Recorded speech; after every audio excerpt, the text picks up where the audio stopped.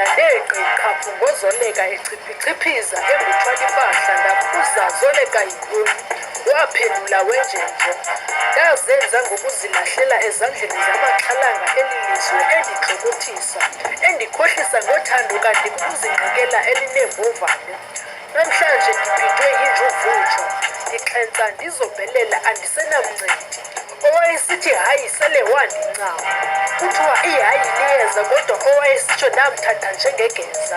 Namhlanje ndiphethwe yinjuvujo, ndikwintolongo yeengcinga zam.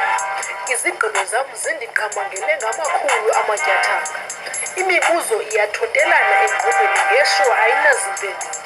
Iindlela ebezichulumancisa sele zingameva ahlabayo.